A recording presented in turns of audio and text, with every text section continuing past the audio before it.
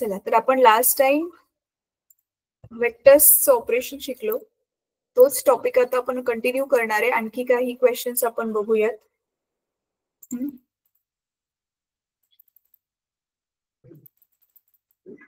Text book मी share करते.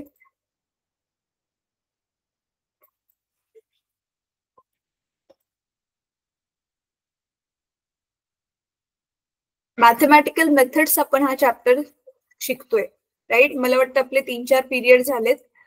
Triangle of vector addition झालंय, dot product झालंय आणि आता क्रॉस प्रोडक्टच्या प्रॉपर्टीज झालेल्या होत्या, रिझोल्युशन ऑफ वेक्टर्स झालेलं होतं आणि वेक्टर्सच्या आता मल्टिप्लिकेशन आपण करतोय. ठीक आहे. चला, तर लास्ट टाइम मी काही क्वेश्चन्स दिलेले तुम्हाला होमवर्कला. हर्षदा बेटा, तू टाकलेलेस का ग्रुपमध्ये होमवर्क करून? हो, ग्रुपला टाकलंय मॅम. अच्छा, मी चेक करते. हा, पक्का मी चेक करते मागे मागे जाऊन. जमलं तुला मी जे सांगितलेलं मग ते? हो, तुम्ही तेवढं एकच सांगितलं होतं ना? हा, जेवढं पण सांगितलेलं जमलं ते? हो, जमलं मॅम.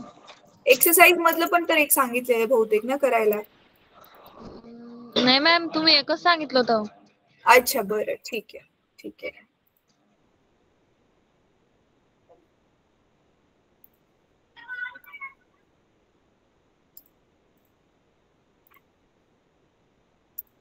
हे बघा, लास्ट टाइम जे आहे मी माझ्या बाजूने एक क्वेश्चन दिलेला तुम्हाला सॉल्व्ह करायला आणि हे आपण हे वाला कसं सॉल्व्ह करायचं, क्रॉस प्रोडक्ट कसं काढायचं ते आपण बघितलेलं होतं, राईट. तर हे असेवालेच जे आहेत ते क्वेश्चन जे आहे मी सॉल्व्ह करून दाखवलेला होता तुम्हाला. असा वाला सिमिलर वाला क्वेश्चन हा वाला मी सॉल्व्ह करून दाखवलेला होता. आज आपण हा एक क्वेश्चन बघूयात, हा एक क्वेश्चन बघूयात आणि त्याच्यानंतर ना मग आपण काय करू, ठीक आहे, हा एक क्वेश्चन करूयात आणि त्याच्यानंतर ना मग आपण काय करूयात, पुढच्या टॉपिक कडे जाऊयात.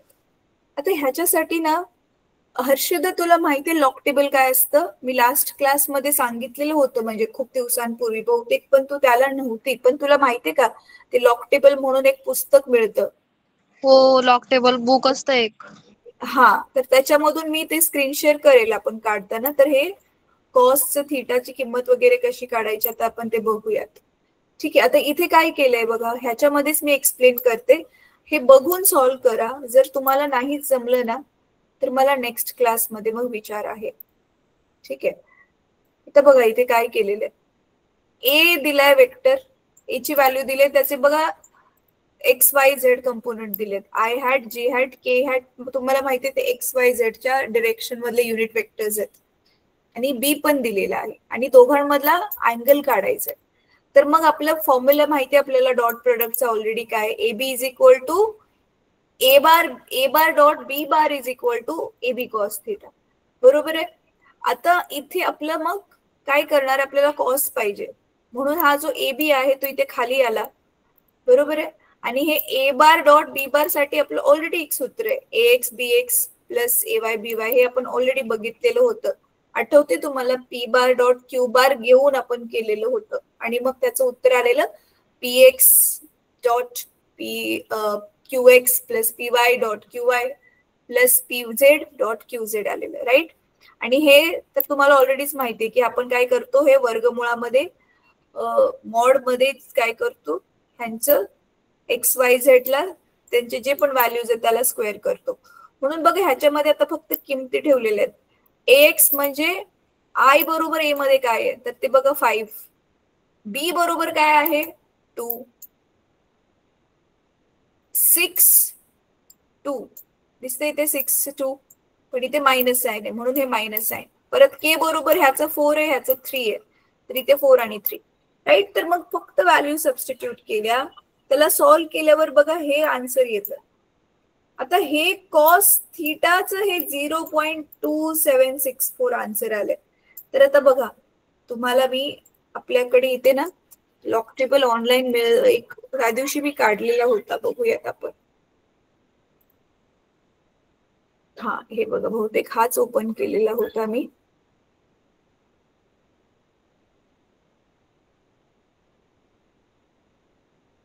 हा, ह्याच्यामध्ये बघूयात. आता हे ते दिसतंय हे लॉगॅरिथम्स, अँटी लॉगॅरिथम्स, हा असंच हे पुस्तक छापलेलं असतं. इथे सॉफ्ट कॉपी याची, त्याचं छापलेलं पुस्तक तुम्हाला मिळतं. पॉइझन्स डिस्ट्रीब्युशन, अरे यांनी कोसाइन्स कुठे दिलेत? क्युम्युलेटिव्ह पॉइझन्स डिस्ट्रीब्युशन, अच्छा ह्याच्यामध्ये नाहीये. हा नॅचरल टँजंट्स वगैरे ते ह्याच्यामध्ये नाहीये. ठीक आहे, ह्याच्यात बघूयात.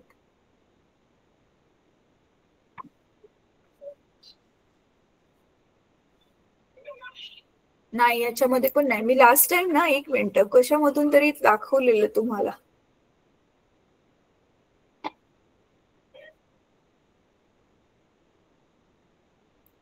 लॉग टेबल कोसाइन टाकते मी. कॉस वालच हवंय ना मला.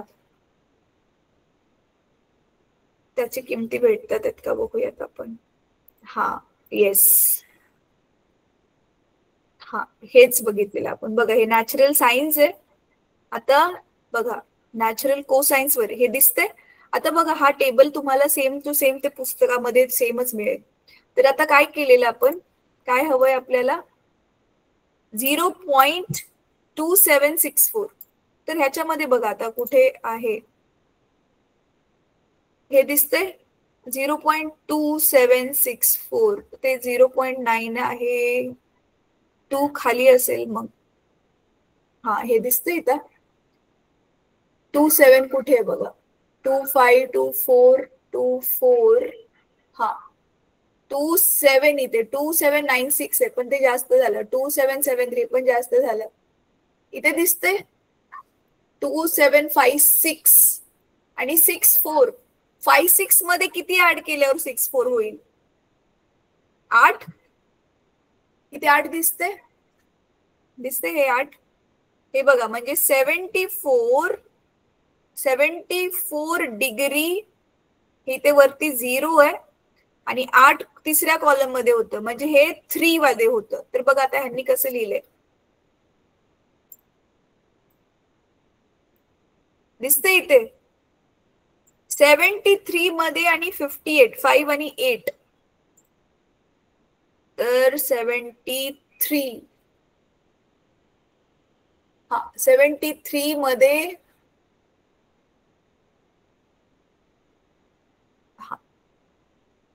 73 मध्ये 5 घेऊन काहीतरी 8 घेतलेले ह्यांनी. हा 73 मध्ये 5 आणि 8. अच्छा हे ना मुलांनो, मला वाटतं तुमच्या बुक मधल्या व्हॅल्यूज आणि ह्या व्हॅल्यूज मध्ये थोडासा डिफरन्स असेल म्हणून हा फरक येतोय. बट अदरवाईज ना, मी जसं तुम्हाला आता दाखवलं ते तसंच शोधायचं. कसं शोधायचंय समजलंय हर्षदा? Yes ma'am. हा ते पुस्तक ना प्रथमेशने विकत घेतले. प्रथमेश तुझं जरा पुस्तक दाखव ना कॅमेरा ऑन करून, हर्षदाला पण दिसेल. आहे का आता तुझ्याकडे? हा मग ना हे सेम टू सेम पुस्तक ना तुम्ही विकत घ्या आणि मग त्याच्यामध्येच तुम्हाला टेबलमध्ये व्हॅल्यूज दिसतील आणि सॉल्व्ह करायला तुम्हाला इझी पडेल. ठीक आहे, चला आता पुढचं बघूयात आपण. मग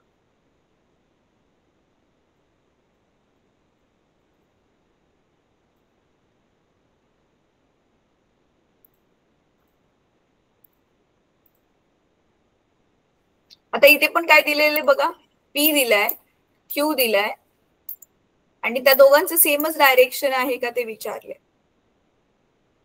मॅम ते पुस्तक दाखव. हा दाखव ना.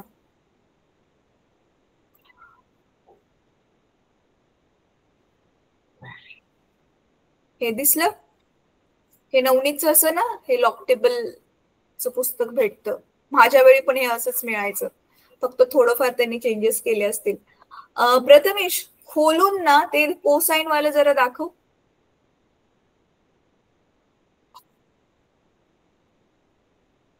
कोसाइन वाला पेज खोल आणि फक्त जरा कॅमेऱ्याच्या पुढे कर, म्हणजे हा सेमच टेबल कसा आहे तो हर्षद आपण बघेल.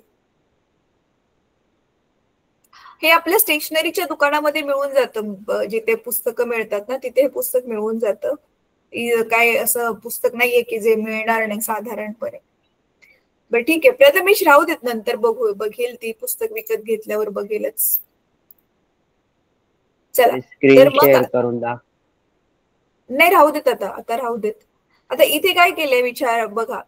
Find M if P and Q have the same direction. त्यांची दिशा जर सेम असेल तर काय करा, एम ची किंमत काढा असं सांगितलेलं होतं. तर आता इथे बघा काय दिले, एम जे च्या ऐवजी ते एम आहे. तर हे सूत्र आहे मुलांनो, पी एक्स भागिले क्यू एक्स, पी वाय भागिले क्यू वाय, आणि हे दिशा सेम असल्यामुळे यांचे आय जे के चे जे एकमेकांशी असलेले गुणोत्तर आहे ते समान असेल, म्हणून हे आय बरोबर जो पी आहे, क्यू बरोबर जो आहे त्याला भागलं, वाय बरोबर जो आहे त्याला भागलं, झेड बरोबर आहे त्याला भागलं, आणि बघा मग हे भागून एम ची किंमत ही काढलेली. हे पण सोपं आहे, हे पण तुम्ही ट्राय करा. ठीक आहे. आता जो इथे आपलं जे आहे ते नीट आता लक्ष देऊन ऐका मुलांना मी काय म्हणते. इथे आपलं स्केलर्स आणि वेक्टर्स चे जे पण बेसिक्स आपल्याला माहिती पाहिजे ते सगळं झालंय, आणि हे तुम्ही वारंवार वापरणार आहात. आता इथे जे चालू होतंय ना कॅल्क्युलस, हे खूप खूप खूप जास्त महत्वाचं आहे. का महत्वाचं आहे माहितीये? जोपर्यंत ह्या पुढे तुम्ही मॅथ्स शिकणार आहात तोपर्यंत हे कामामध्ये येणार आहे. फिजिक्स मध्ये पण हे कामाला येणार आहे, मॅथ्स मध्ये पण हे कामाला येणार आहे. आणि जे मुलं मॅथ्स विषय घेऊन ग्रॅज्युएट होतात, पोस्ट ग्रॅज्युएट होतात, त्यांना तर हे सारखं सारखं करतच राहायचंय. ह्याचा एक पूर्ण, आता जसं तुमचे कसे वेगवेगळे विषय आहेत, physics, chemistry, maths, bio, graduation मध्ये ज्यांनी मॅथ्स घेतलेलं असेल ना, मग त्यांचेच मॅथ्सचे मॅथ्स पेपर 1, पेपर 2, पेपर 3 असे बरेचसे पेपर्स असतात. मग एक जो पेपर आहे ना हा फुल ऑन मॅथ्सचे कॅल्क्युलसचाच आहे. आता हे डिफरन्शियल कॅल्क्युलस काय आहे हे मी आज तुम्हाला थोडस एक्सप्लेन करणार आहे, आणि सुरुवातीपासून एकदम अगदी बेसिक्स पासून तुम्हाला मी शिकवते, त्याच्यामुळे तुम्हाला हे समजेल. तर तुम्ही त्याची काय काळजी करू नका. ठीक आहे. आता बघा इथे जे लिमिट वगैरे दिलेलं आहे किंवा पुढे जाऊन हे डेरिव्हेटिव्ह वगैरे आहे, हे काय नाव नक्की काय ह्यांची नाव आहेत, हे फॉर्म्युलेस तुम्हाला सगळ्यांना पाठ करायचे. हे बघा हा पहिल्यापासून हे 9च्या 9 सूत्र तुम्हाला पाठ करायचे आहेत. ही सूत्र सारखी वारंवार आपण यूज करणार आहोत. ठीक आहे. तर चला आधी आपण थोडस शॉर्ट मध्ये ना लिमिट्स काय असतात ते थोडस आपण बघणार आहोत.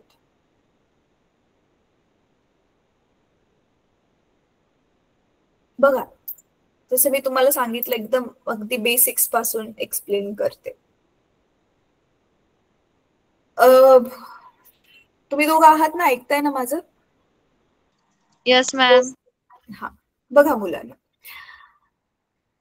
तुम्हाला आठवतंय डायरेक्ट व्हेरिएशन, डायरेक्ट प्रपोर्शनल, समानुपाती, व्यस्तानुपाती, म्हणजेच डायरेक्ट व्हेरिएशन आणि इनव्हर्स व्हेरिएशन. डायरेक्ट व्हेरिएशन आणि इनव्हर्स व्हेरिएशन म्हणजे काय बघा.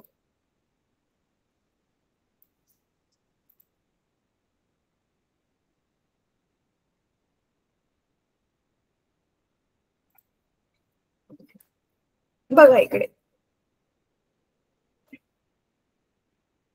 नीट बघा. हा समजा आपलं एक कोणतं तरी काम आहे, घर बांधायचं काम आहे. ठीक आहे. तर ते काम टप्प्याटप्प्यामध्ये जसं आपण कव्हर होते ना, त्या टप्प्याला आपण नाव देतोय एक्स, आणि ती काम करणारी जी माणसं आहेत त्यांना आपण, माणसांची जी संख्या आहे त्यांना आपण वाय मानतोय. ठीक आहे. तर आता मी माणसं वाढवली की काम वाढेल की कमी होईल सांगा बरं? जेवढं काम आहे ते कमी कमी होत जाईल ना, है ना? किंवा काम होण्यासाठी जो वेळ लागतोय तो वेळ घेऊयात आपण. जर मी माणसं वाढवली, माणसांची संख्या वाढवली, तर काम फटाफट कंप्लीट होईल ना, वेळ कमी लागेल मग, बरोबर आहे? याचा अर्थ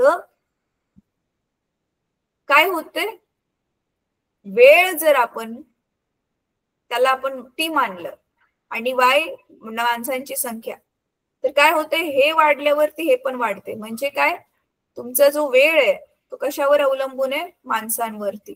पण उलट पद्धतीने वेळ कमी होतोय जर माणसं वाढवली तर, बरोबर आहे? तर ह्याला काय म्हणतो आपण, इनव्हर्स व्हेरिएशन म्हणतो, हो की नाही? बरोबर आहे. आता समजा अजून एक दुसरं एक्झाम्पल घेऊयात. तुमच्या घरी ना 4 माणसं आहेत सध्या. अचानक एक दिवस आणि 4 माणसांना काहीतरी समजा कितीतरी जेवण लागतं, ते समजा 1 किलो जेवण लागतं. तसं आपण जेवण मोजत नाही, पण एक्झाम्पल घेतो इथे. अचानक तुमच्या घरी 2 पाहुणे आले, तर हे आता 1 किलो जेवण पुरेल का?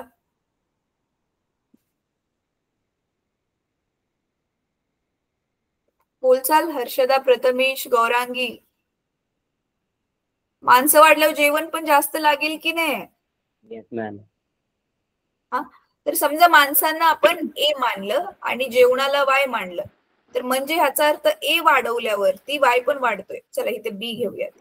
ह्याचा अर्थ ए आणि बी मध्ये हे काय आहे? Direct variation, direct proportionality. हे प्रपोर्शनल माहितीये ना तुम्हाला, हे गणितामध्ये शिकलाय तुम्ही, 10वीला ह्याचे गणित पण सोडवलेत, माहितीये ना? इनव्हर्स प्रपोर्शन आणि डायरेक्ट प्रपोर्शन. हो नाही काहीतरी बोला. मग आता हे डायरेक्ट प्रपोर्शन आहे, हे प्रपोर्शनॅलिटीचं साइन काढून आपण काय करतो पुढे? काय ठेवतो? तुम्हाला एवढे बेसिक्स पण येत नाहीयेत का? तुम्ही दोघं बोलत नाहीये, तिघं पण. सांगा लवकर, काय ठेवणार इथे? हे प्रपोर्शनॅलिटीचे साइन टाकून इक्वल टू घेतो आणि काय लिहितो? एक एक्स्ट्रा आणि मग बी लिहितो. आपण एक्स्ट्रा इथे काय लिहितो सांगा बर?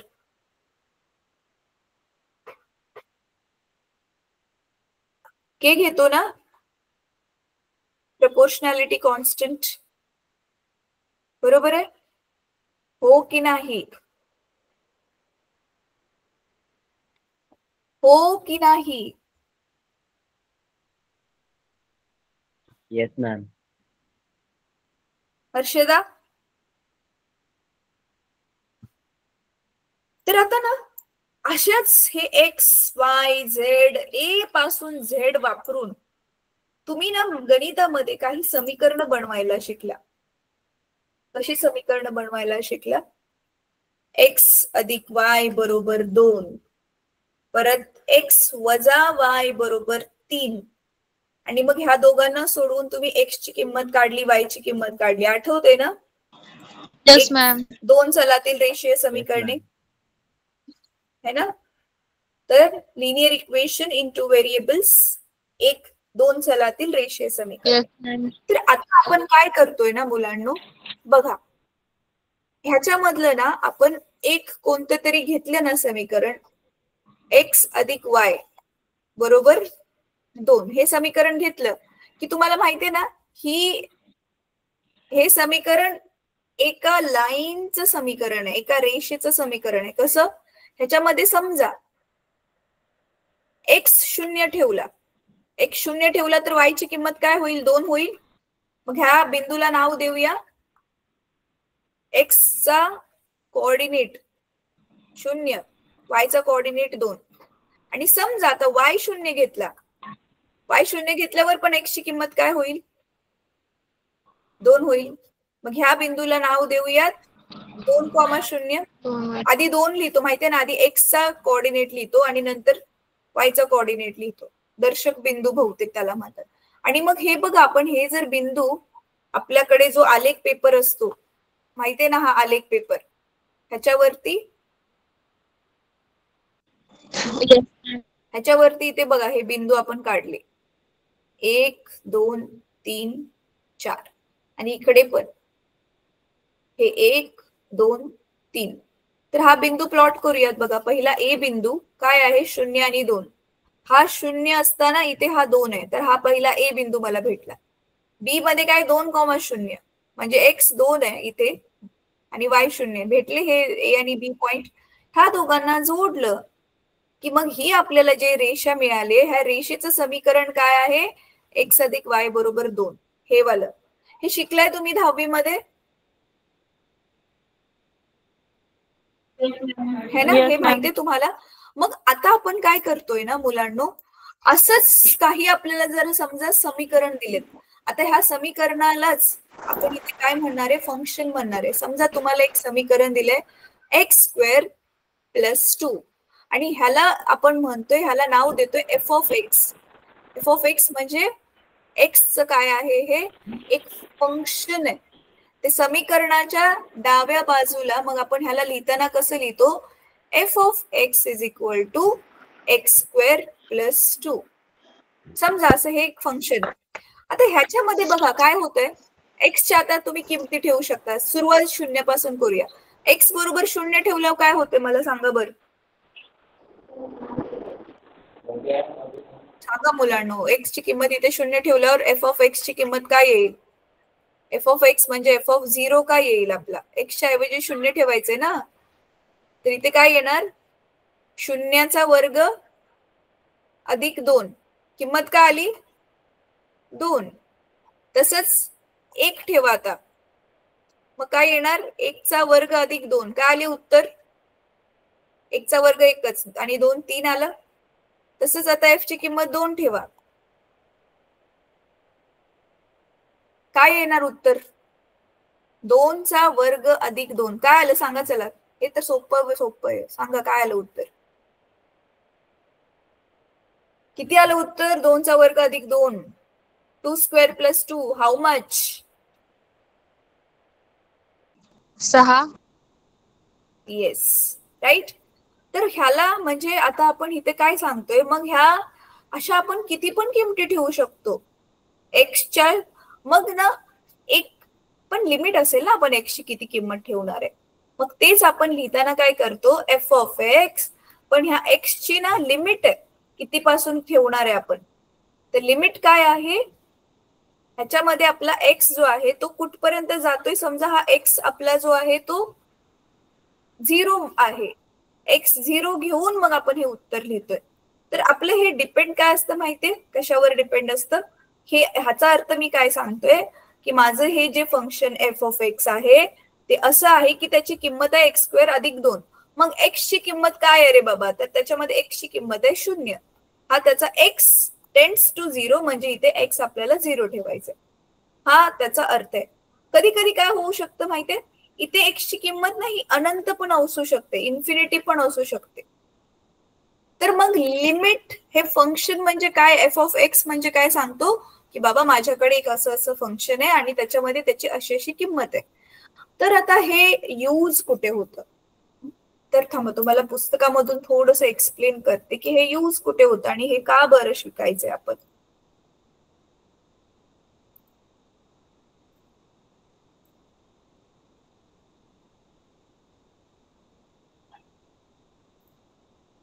हे बघा इथे दिसतंय, हा पार्ट ना तुम्ही मुलांनो आज नाही तर उद्या सकाळी का होईना प्लीज वाचून काढा, कारण हा थोडासा सुरुवातीला नर समजला नाही तर मग डिफिकल्ट वाटणारा पार्ट आहे. बघा, calculus is study of continuous discrete changes is mathematical quantities. Continuous म्हणजे जे चेंजेस होतच चाललेत त्याला कसा अभ्यास करायचा ते आहे.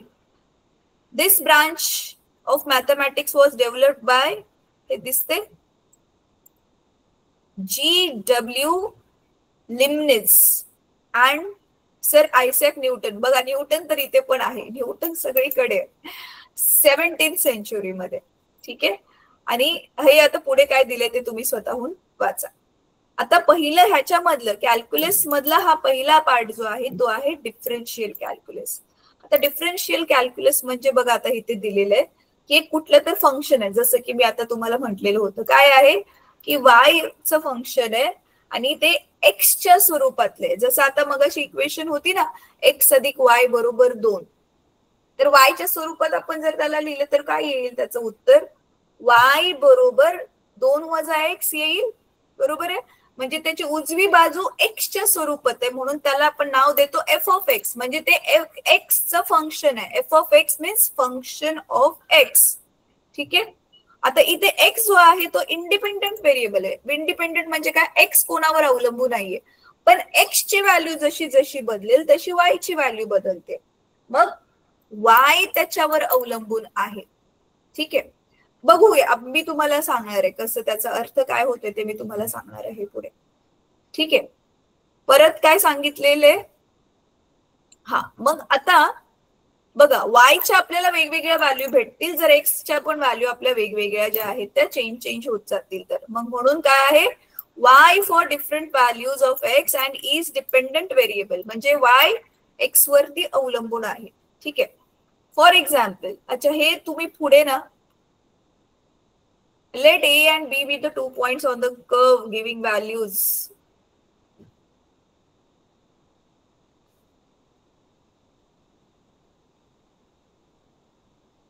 अच्छा, ह्याच्यासाठी ना मुलांनो मी तुमच्या बरोबर एक व्हिडिओ शेअर करेल, तो व्हिडिओ गो थ्रू करा. आता सध्या मी तुम्हाला साध्या सोप्या भाषेमध्ये ना एक्सप्लेन करून सांगते की हे आहे तरी काय आणि ह्यांचं चाललंय तरी काय. ठीक आहे. हे ह्याच्यामध्ये ना शॉर्ट मध्ये तसं सांगितलंय की हे थोडासा जर चेंज केला तर पुढे काय होते बघा, मी तुम्हाला एक्सप्लेन करून सांगते. व्हिडिओ पण शेअर करेल, पण आता पण तुम्हाला एक्सप्लेन करून सांगते की हे नक्की काय चाललेलं.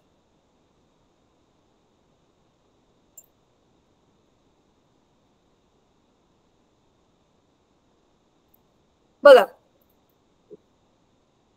नीट बघा, हा पार्ट खूप महत्वाचा आहे मुलांना, नीट समजून घ्या.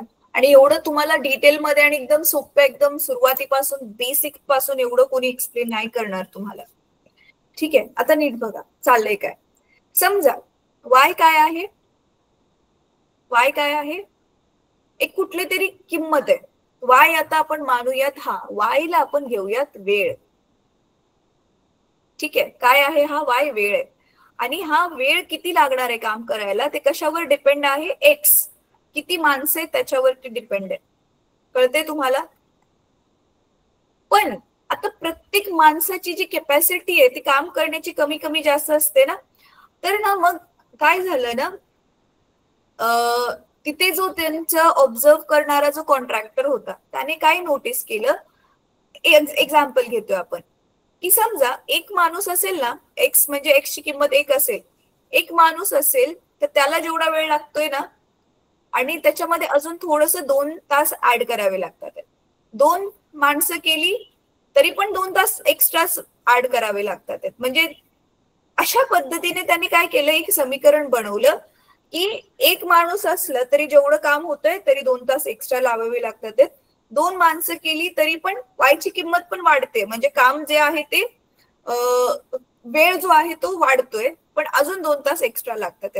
अच्छा वेळ नको घेऊयात आपण इथे, हे काय घेऊयात, जेवण घेऊयात. अच्छा ठीक आहे, थांबा एक मिनिट, सोपं सोपं करूयात त्याला, अजून सोपं करूयात. एक मिनिट, सोपं बनवूयात. थांबा आपण काय घेऊया ना मुलांनो, हे वाय काय घेऊयात, किती जेवण लागते ते घेऊयात. ठीक आहे. आणि एक्स काय आहेत, घरामध्ये किती माणसं प्रेझेंट आहेत. तर तुम्हाला माहिती आहे घरामध्ये जेवढी पण माणसं असतील ना, तर आपली आई काय करते ना, त्या माणसांची संख्या मोजून त्याच्यापेक्षा जास्त 2 पोळ्या एक्स्ट्राच बनवते. बरोबर आहे, कमी पडायला नको म्हणून. हो की नाही. हे इझी झालं फंक्शन झालं. हे किती जेवण लागते ते कशावरती अवलंबून आहे, किती माणसं आहेत.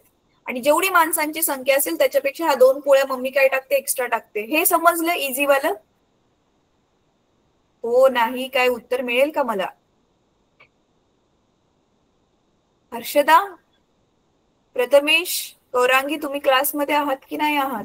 Yes ma'am. Yes ma'am. Yes ma'am. हा मी काय म्हंटली, रिपीट करा. वाय काय होतं, वाय काय आहे, समजलं. वाय काय आहे,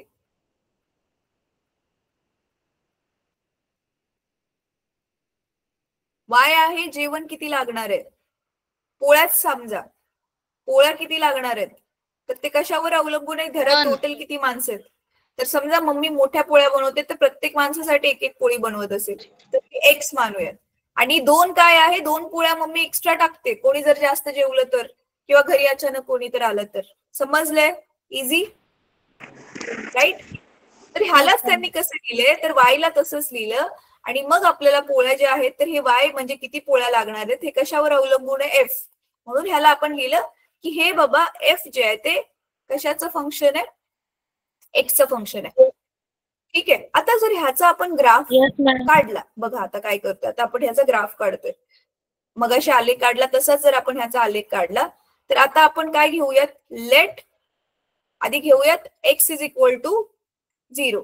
आता बघा पोळ्या ज्या आहेत हे पोळ्या कशावर डिपेंडेंट, माणसं कितीवर त्याच्यावर. मग माणसं किती आहेत ते कशावर डिपेंडेंट नाहीये, माणसं काय येतील जातील कमी होतील, पण पोळ्या किती लागणार आहेत ते माणसं किती आहे त्याच्यावर डिपेंडेंट आहेत, बरोबर आहे. म्हणून जे माणसं आहेत हे इंडिपेंडेंट क्वांटिटी आहे. इंडिपेंडेंट म्हणजे काय, ते स्वतंत्र आहे, ते कशावरती डिपेंडेंट नाहीये.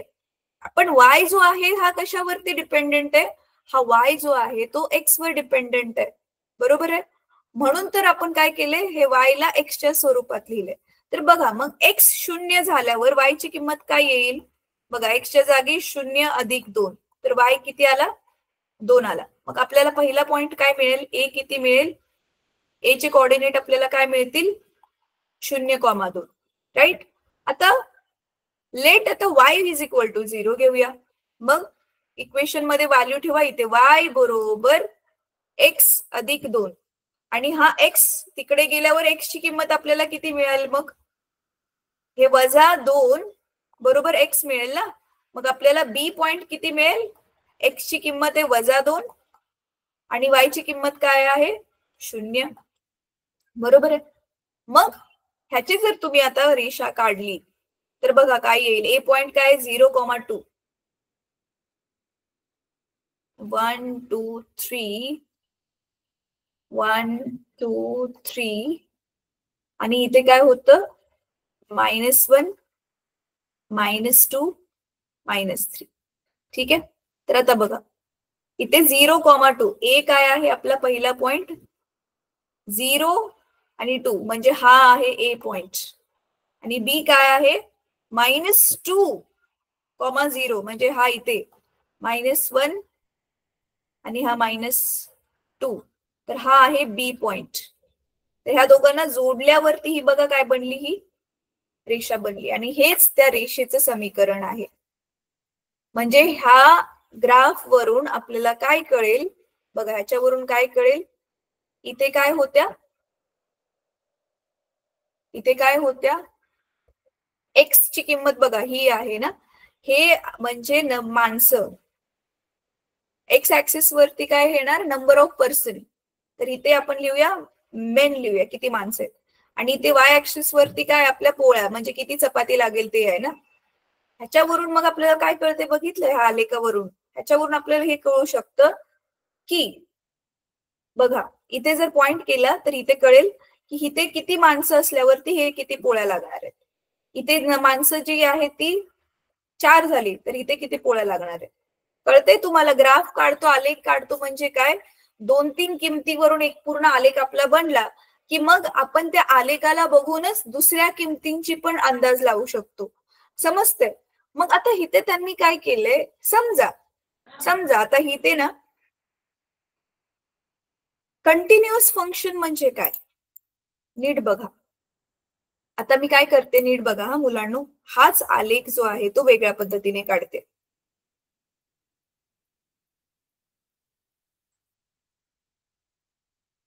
ठीक आहे. आता ह्याच्यामध्ये काय दिसतंय तुम्हाला, इथे हा आहे आपला एक्स जे आहेत नंबर ऑफ पीपल म्हणजे किती लोक आहेत घरामध्ये जेवण्यासाठी, आणि वाय वरती काय आहेत नंबर ऑफ चपाती, किती चपाती लागणार आहेत ते आहेत, कळते का. यस आता मॅम. तर बघा जर आता आपण इथे किमती टाकल्या -1 -2 -3 -4, एकदा आपण 2 फक्त किमती घेऊन हा आलेख काढून घेतलेला होता. तर आता इथे बघा सपोज हे 1 असेल, हे 2 असेल, हे 3 असेल, तर ह्या बघा ह्या आलेखावरती मी कोणता पण एक बिंदू घेतला, हा बिंदू घेतला तर दिसतंय तुम्हाला ह्या बिंदूवरून हा असा आपण परपेंडिक्युलर म्हणजे लंब काढला की आपल्याला कळतंय की याचा अर्थ काय, ह्याचा अर्थ काय की 2 माणसं असतील तर किती चपाती लागणार आहे, ह्या आलेखानुसार बरं का, 2 माणसं असतील तर एक पेक्षा थोडीशी जास्त चपाती लागणार आहे. हा बिंदू घेतला तर हा बिंदू घेतला तर अजून इथे वेगळं नंबर तुम्हाला मिळेल, राईट. तर हे आपण जी इक्वेशन घेतलेली ना त्या इक्वेशन नुसार ह्या किमती आहेत मुलांना. पण ऍक्च्युअल मध्ये ह्या ग्राफ वरून कळते तुम्हाला एक गोष्ट लक्षात येते, लोक जेवढी वाढतील ना तेवढी चपाती कमी लागत चाललेली आहे. हे असं हा आलेख दाखवते, कारण हा उलट्या बाजूला बनलेला आलेख आहे. समजते? असं रिअल मध्ये नसतं, पण आपण जी इक्वेशन घेतली त्याच्यासाठी. आता ह्यांनी काय सांगितलं ना, मग समजा आपण काय केलं ना, दोन्ही बाजू समजा एक्स ला मी थोडस वाढवलं, माणसां जे आहेत ना त्याला थोडस वाढवलं, म्हणजे एक्सच्या ऐवजी आता मी काय केलं त्याला डेल्टा एक्स, म्हणजे मी काय करते बघा, एक्स ची किंमत थोडीशी जर वाढवली मी, तर माझा जो वाय आहे, हा जो वाय आहे तो सुद्धा वाढेल थोडासा. कळते तुम्हाला? वाय पण थोडा वाढेल, एक्स वाढवल्यावर वाय पण थोडासा वाढेल. मग हे थोडं थोडं वाढवल्यावरती ओव्हरऑल काय फरक पडतोय, त्यालाच आपण ज्यावेळी असं लिहितोय की बघा थोडस, ह्याला डेल्टा किंवा डेल्टा वाय किंवा डीवाय असं दोन्ही पण आपण म्हणू शकतो, की थोडं थोड्याने वाढवल्यावर काय फरक पडतोय. मग थोड्याशा वाय वाढवल्याने एक्स वरती डीएक्स वरती वाढल्यावर किती फरक पडतोय, हे फंक्शन आपण ज्यावेळी लिहितो ना, तर त्याच्याबद्दलच इथे तुमच्या टेक्स्टबुक मध्ये बोलणं चालू आहे. समजते काय चाललंय? थोडं थोडं तरी समजते? Yes ma'am.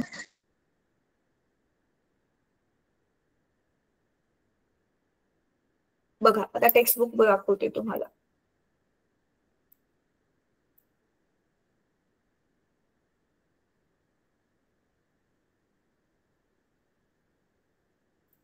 हे बघा आता नीट बघा काय होतं, वाय ला थोडस वाढवलं म्हणून इथे काय लिहिलं डेल्टा वाय, एक्स ला पण थोडस वाढवलं म्हणून इथे काय झालं, इथे खाली डेल्टा एक्स झालं, राईट. आणि मग हा टोटल ओव्हरऑल किती बदल होणार आहे दोघांमध्ये, डीवाय बाय डीएक्स, तर त्याच्यासाठी हे त्यांनी सूत्र लिहिलेलं आहे. हे बघा इथे ह्या आकृतीवरून तुम्ही बघू शकता, इथे काय होतं, आपली एक्स ची एक किंमत होती, त्याच्यासाठी मग वाय ची किंमत काय होती ते बघितलं. हा एक्स काय आहे आता इथे मानूयात, व घरामध्ये किती लोक आहेत, आणि हे वाय काय आहे इकडे, चपाती किती लागेल. ठीक आहे. मग आता काय केलं, थोडीशी माणसं वाढवली, म्हणून बघा काय, आधी जेवढी माणसं होती त्याच्यामध्ये आता डेल्टा एक्स अजून थोडी माणसं ऍड झाली म्हणून त्याला प्लस डेल्टा एक्स केलं.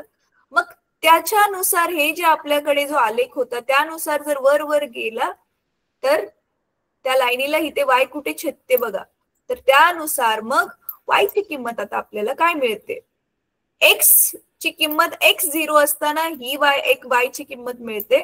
तसेच एक्स ची किंमत ही बदलली तर करस्पॉन्डिंग वाय ची किंमत आपल्याला काय मिळते, ते तो बदल आता आपण इथे काढतोय. म्हणून बघा आता काय घेतलंय बघा, काय बोललेलं हे थोडस वाचूयात आपण. If we make delta x smaller, point B will come closer to A. अच्छा बट थांबा एक minute. This process is called taking limit of delta x going to 0 and written as limit of, in this limit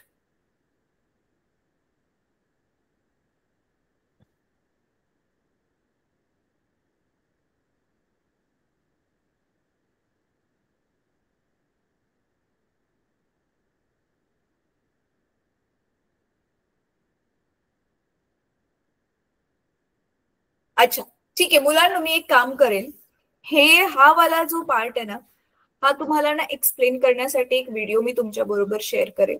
ह्याच्यामध्ये थोडक्यात काय म्हटलंय मी ते तुम्हाला इथे सांगते, की ज्यावेळी ना आपण थोडासा ह्याच्यामध्ये चेंज करतोय, तर वाय मध्ये तर ऑब्व्हियसली चेंज होणार, कारण एक्स आणि वाय एकमेकांवर अवलंबून आहेत.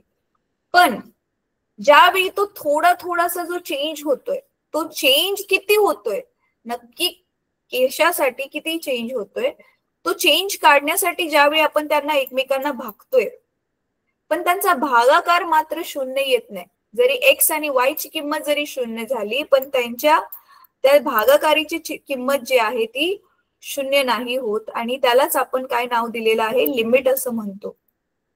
बघा, if we make delta x smaller, point B will come close to ए.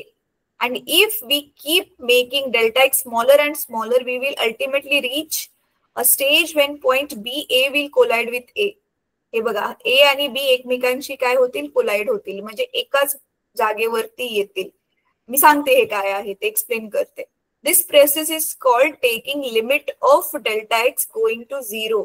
ज्यावेळी हा जो चेंज आहे तो 0 होत जाईल, जो चेंज जो थोडं वाढवलेलं ते समजा आपण वाढवलंच नाही, जवळजवळ त्याला 0 की म्हणजे तो चेंज एकदम छोटासा आहे, खूप थोडासा चेंज आहे. ठीक आहे. In this limit line A B extended, हा ही A B extended on both the sides. ठीक आहे, ही बघा लाईन अशी खेचलेली आहे. P and Q will become the tangent. हा इथे बघा पी क्यू काय बनेल, हा असा मग तो टँजंट बनेल. आणि हे मग आपल्याला इथे काय मिळणार आहे, P and Q will become a tangent to the curve A. हा ए ला तो टँजंट बनेल and x is equal to x0. In this limit, both delta x and delta y will go to 0. However, when two quantities tend to 0, the ratio need not go to 0. In fact, limit of delta x tends to 0, delta y by delta x becomes the slope of the tangent as shown by PQ. This is written as delta by delta x dy by dx at x is equal to x0. Thus, dy by dx at x0 is limit of x tends to 0. We can drop the subscript 0, which will valid for reduces x. In standard 12, you will learn about proportion, properties of derivatives and how to find derivatives of different functions. आता ना हे सगळं मला माहितीये तुमच्या सगळं डोक्यावरून गेलं, हो की नाही? डोक्यावरून गेलं ना हे? हो तरी म्हणा, नाही समजलं ना तुम्हाला? मला नाही समजणार. आता ह्याला मी सोपं करून सांगते, ह्यांना नक्की काय म्हणायचंय कळते तुम्हाला? बघा इकडे मी पुस्तकामधलेच फोटो घेते आणि त्याला एक्सप्लेन करते की ह्यांना नक्की काय म्हणायचंय. आणि आता मी सांगितल्यानंतर मुलांनो, मी एक्सप्लेन केल्यानंतर ना ह्याला परत एकदा नक्की वाचा, ठीक आहे? तरच तुम्हाला ते अजून व्यवस्थित समजेल. आता ह्यांना नक्की काय म्हणायचंय. लिमिट काढणं म्हणजे काय की त्याची बाबा किती लिमिट आहे. समजा तुमच्याकडे एक रबर बँड आहे. काय आहे तुमच्याकडे? रबर बँड आहे. त्या रबर बँडला खेचत चाललाय आणि तो ताणत चाललाय. पण त्याची एक लिमिट आहे. एका लिमिटला काय होईल, तो रबर बँड काय होईल, तुटेल ना? तुटेल की नाही तुटणार मग तो? एक पॉइंट असा येईल त्याला खेचून काय होईल, तो तुटेल ना? येस. तर आता इथे बघा ह्यांनी लिमिट काढले म्हणजे काय केले नीट बघा आता. हो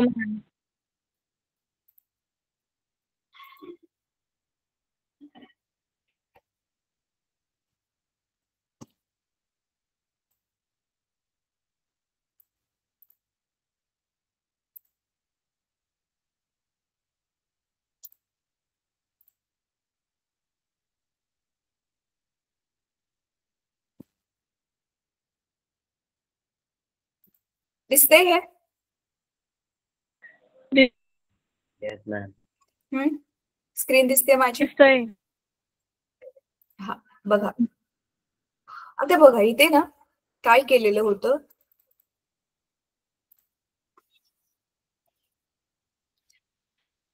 हे मगाशी आपण केलेलं तशाच टाईपचे की वाय जो आहे तो कशावर डिपेंडेंट आहे, एक्स वरती डिपेंडेंट आहे. आता ह्याची इक्वेशन काय आहे ती ह्यांनी नाही दिलेली आहे, पण समजून घ्या. तर आता इथे एक्स ची व्हॅल्यू बघा नीट. एक्स ची व्हॅल्यू जर जेव्हा एक्स 0 होती, ही बघा एक्स ची व्हॅल्यू इथे एक्स 0 होती, त्यावेळी ही वाय ची व्हॅल्यू होती. समजा इथे एक्स ची व्हॅल्यू आहे 4 आणि इथे वाय ची व्हॅल्यू आहे 2. ठीक आहे, मानतोय आपण. मग ह्यांनी काय केलं ना, एक्स ची व्हॅल्यू थोडीशी वाढवली. किती? डेल्टा एक्स ने वाढवली. मग ऑफकोर्स हा बिंदू जो आहे, हा पुढचा बिंदू काय असेल, 2 मध्ये 2 वाढवलं ना, म्हणून इथे 2 प्लस समजा 1च वाढवलं. मग हे 2+1 लिहिण्याच्या ऐवजी काय लिहिले त्यांनी, x0 आणि जेवढ्याने वाढवले तेवढं, एकने जे वाढवलेलं. कळतंय हे काय लिहिलेलं इथपर्यंत? हे सिंपल आहे, हे समजलं. मग ही किंमत वाढवलेली असल्यावर बघा, किंवा आपण असं पण घेऊ शकतो, समजा हे एक्स काय आहे ना, तापमान आहे कुठल्या तरी का, समजा मुंबईचं तापमान आहे, तर मुंबईचं तापमान थोडस वाढलं, इथे आलं, तर मग ते तापमानाचा जो परिणाम होतोय, तो परिणाम समजा हा वाय आहे, तर तो परिणाम पण जो आहे तो वाढला, समजा तो इथे गेला. मग आता ह्यांचं काय म्हणणं आहे की समजा हा जो बदल केलाय ना डेल्टा एक्स, हा बदल आता जो आपण 1 ने केलेला होता ना, त्याला जवळजवळ 0च केलं, म्हणजे हा पॉइंट जो आहे तो एक्सचा जो पॉइंट आहे, आपण हा काय करतोय, ह्याला जवळजवळ आणतोय, म्हणजे जवळजवळ त्याला x1च बनवतोय. म्हणजे काय म्हणायचंय त्यांना, हा बदल खूप छोटासा आहे, हा x0 ह्या त्याच्यामध्ये हा डेल्टा एक्स जो काय आहे तो जवळजवळ 0च आहे, बदल नाहीच झाला. समजा आज आणि उद्याच्या तापमानात एवढा काही बदलच नाही झालाय. समजा आता किती 9:30 वाजले, तर 9:30 वाजता कालचं जेवढं तापमान होतं आणि आजचं एकदम 0 पॉइंट काहीतरी बदल आहे. मग तो बदल इथे आपल्या ग्राफ वरती काय होईल, हे एकदम जवळजवळचे पॉइंट बनतील ना. मग कालच्या तुलनेत आणि आजच्या तुलनेत काय बदल होता, तो बदल आपण कसं काढतो आठवते ना मुलांनो, तुम्ही नॉर्मली पण किती मार्काची परीक्षा होती, तर 100 मार्काची परीक्षा होती, मार्क्स किती मिळाले, तर 75 मार्क्स मिळाले. तर इथे कसं आपण भागाकार घेतो तुलना करायची असल्यावर, तसंच इथे आपण काय करतोय ना, वाय ची आणि एक्स ची तुलना करतोय. म्हणजे काय म्हणायचंय की समजा नीट बघा, एक्स मध्ये थोडासा बदल केला तर वाय मध्ये किती बदल होतोय, समजतंय का तुम्हाला? छोटासाच एक्स मध्ये जर बदल केला तर वाय मध्ये किती बदल होतोय ते आपण ज्यावेळी काढतोय. तर मग जरी हा बदल खूप छोटासा असला तरी सुद्धा ज्यावेळी आपण त्या दोघांचा भागाकार घेतो की ओव्हरऑल सगळा बदल हा आहे छोटासा बदल आणि हा आहे पूर्ण ओव्हरऑल मोठा बदल काय झालाय, पूर्ण समीकरणावरती त्याचा काय परिणाम झालेला आहे, तर तो आपण इथे घेतो dy/dx ने, म्हणजे त्यांचा भागाकार घेतो. किंवा ज्यावेळी एक्सची सुरुवातीच्या तुलनेमध्ये, एक्सच्या त्या सुरुवातीच्या तुलनेमध्ये किती बदल होता तो, आणि म्हणून आपण तिथे लिमिट लिहिताना मात्र काय लिहितोय की जो बदल आहे एक्स मध्ये होतोय तो खूप कमी आहे, म्हणजे जवळजवळ 0 असल्यासारखाच तो बदल आहे. आणि मग त्यांनी इथे ते सूत्र लिहिलेलं आहे. तर हा बदल म्हणजे काय सांगितले की बघा, खाली त्यांनी काय म्हटलेलं होतं की मात्र हा जो बदल आहे dy/dx आहे, हा हे जरी डेल्टा एक्स जरी 0 असलं, डेल्टा वाय जरी 0 असलं, पण हा बदलाचा जो रेशो आहे तो 0 नाही होत, जेव्हा की हा जो बिंदू आहे बघा, हा फरक होता ना, म्हणून हा इथे ए होता, इथे बी होता, पण आता तो बिंदू जवळ जवळ जवळ जवळ आला, हा असा जवळ जवळ जवळ जवळ आला बी बिंदू, आणि तो बिंदू पण एच बनला. का बरं तसं झालं, कारण तो बदल खूप छोटा आहे, म्हणून हे दोन बिंदू जे ए आणि बी हे दोन्ही फरक दाखवत होते, हा फरकच 0 असल्यामुळे इथे ए आणि बी बिंदू काय झाले, समान बनले. आणि मात्र मग हा बिंदू जो आहे तो आपल्याला काय देतोय, स्लोप. स्लोप म्हणजे काय की स्लोप म्हणजे काय ना, तुम्ही मॅथ्स मध्ये शिकणार हे काय आहे, त्याला स्लोप काय म्हणतात. हे टँजेंट म्हणजे तुम्हाला माहितीये की ह्या त्या कर्वची ती स्पर्शिका आहे, आपल्या हा जो आलेख आहे त्याच्यासाठी बनलेली ती स्पर्शिका. आधी तुम्हाला ह्या आकृतीमध्ये दिसतंय, एक मिनिट बघा, ह्या आकृतीमध्ये पहिल्या आकृतीमध्ये ज्यावेळी हा फरक खूप जास्त होता, हे बघा, हा फरक इथे पॉइंट ए सुरुवातीचा पॉइंट आणि अंतिम पॉइंट, हा फरक खूप जास्त होता, तर दिसते ही एक सरळ रेषा होती, आणि ती रेषा काय होती, अशी ए बी बनलेली एक सरळ रेषा होती. आणि आता काय झालं, ती रेषा न राहता हा बी बिंदू इथे शिफ्ट झाला ना, कारण फरक खूप खूप कमी आहे, म्हणून ए आणि बी बिंदू एकमेकांवरती आदळले, आणि मग आपल्याला जो बदल मिळतोय ह्या दोघांमधला की ह्या एक्सच्या तुलनेमध्ये वाय मध्ये किती फरक पडलाय, तर मग आपण ह्या दोघांना भागतो, वायच्या तुलनेमध्ये ह्या एक्सचा किती फरक पडलाय, आणि त्याचंच सूत्र जे आहे ते तुमच्या आता पुस्तकामध्ये दिलेलं आहे. ठीक आहे, त्याला आपण काय म्हणतो, लिमिट काढणं. लिमिट काढणं म्हणजे काय रे मुलांनो, छोट्याशा फरकासाठी, एक्सच्या फरकासाठी वाय वर किती परिणाम होतोय, त्याचं किती लिमिट आहे, किती परिणाम होऊ शकतो, त्याच्यासाठी जे सूत्र काढलेलं आहे ते इथे दिलेलं आहे. समजलं आता तरी थोडस? हे बघा, Yes, ma'am. हे बघा, Yes, वायच्या ma'am. दिसते तुम्हाला हा एक्सचा जो थोडासा बदल केलेला आहे, डेल्टा एक्स.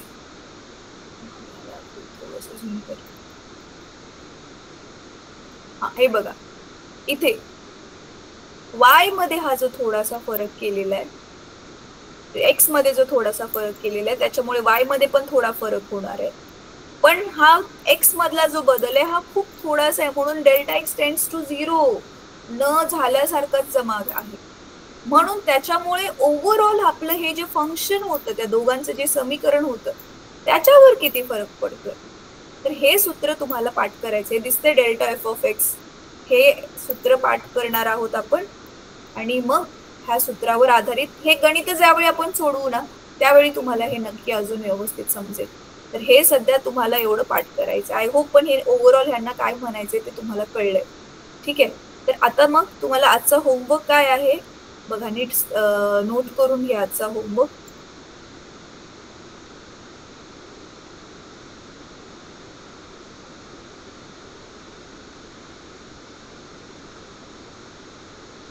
ही सूत्र लिहून काढा. दिसतात आहेत मुलांनो ही 9 जी सूत्र आहेत ना,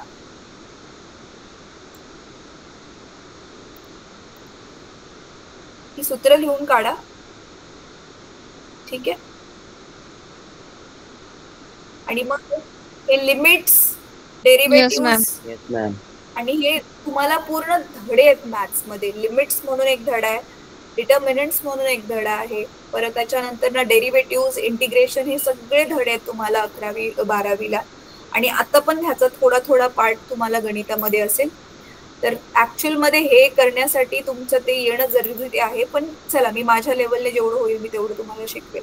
ठीक आहे, आता जसं दिले find derivative of the following function. आता इथे दिसतं एक्सच्या डोक्यावरती 8 आहे. एक्सच्या डोक्यावरती 8 असेल म्हणजे ह्याचा अर्थ ह्यांना काय म्हणायचंय, एक्स मध्ये थोडासा बदल केला तर इथे वाय मध्ये किती बदल होईल. तर हे वाय मधला जो बदल आहे आपण हे सूत्र वापरून काढणार आहोत. तर आपण उद्या ह्याच्यावरती गणित सोडवू, तर ते तुम्हाला त्याच्यानंतर नक्की कळेल. ठीक आहे, चला. तर आता ही सूत्र घेऊन पाठ करा. उद्या आपण ही गणित सोडवल्यावर तुम्हाला चांगलं कळेल की आज आपण नक्की काय शिकलो. ठीक आहे, चला. तर आता आपण क्लास इथे थांबूयात. ते सूत्र लिहून जे आहे तेवढं थोडंसं पाठ करायला ट्राय करा ती सूत्र. Yes ma'am. चला, बाय मुलांनो. Bye ma'am, good night.